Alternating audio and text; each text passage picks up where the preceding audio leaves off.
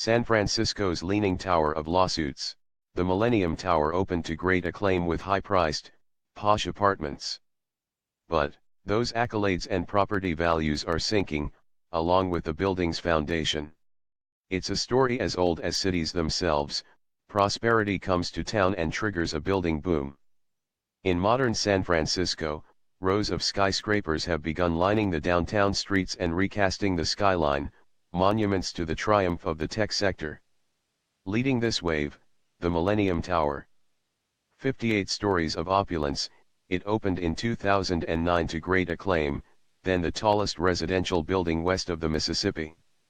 Though priced in the millions, the inventory of posh apartments moved quickly.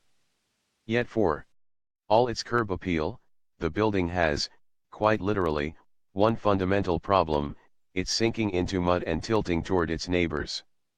Engineering doesn't often make for rollicking mystery, but San Francisco is captivated by the tale of the Leaning Tower and the lawsuits it's spawned.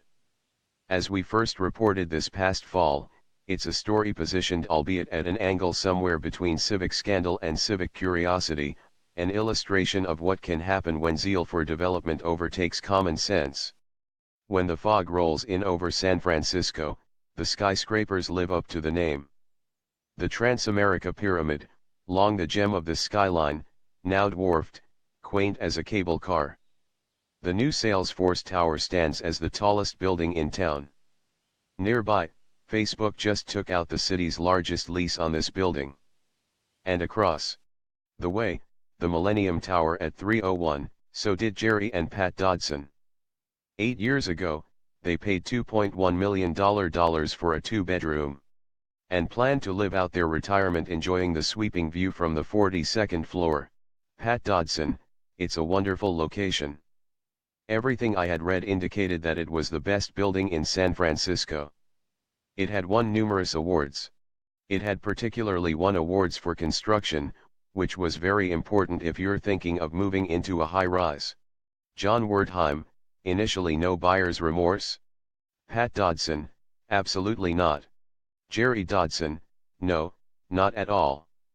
I mean, in fact, buyer euphoria. One feature the Dodsons hadn't counted on is the dozens of stress gauges dot the walls of the Millennium Tower's basement. They measure, in millimeters, the slow growth of cracks along the columns that rise up from the building's foundation. Jerry Dodson, there's enough of them, a spider web of cracks, that you have to be concerned about what's going on underneath. These cracks are one of the only visual clues that there's anything profoundly wrong here.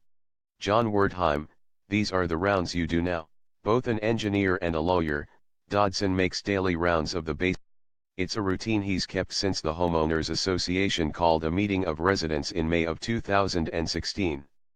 Pat Dodson, they just said we should be there and made us sign in, which alerted us at that time that there was something serious. John Wertheim, so what was the nature of that meeting? Pat Dodson, it was the first time we were told that the building was sinking and was tilting. Engineers have tracked sinking here since the day the foundation was poured in 2006. Nothing unusual about that. Here's what is unusual: their data shows the Millennium Tower sinking 17 inches so far and tilting 14 inches to the northwest. Once news got out, local politicians seized on the story. And the very engineers celebrated for the building's design suddenly were being compelled to explain why the building was moving. Nobody has owned up to why this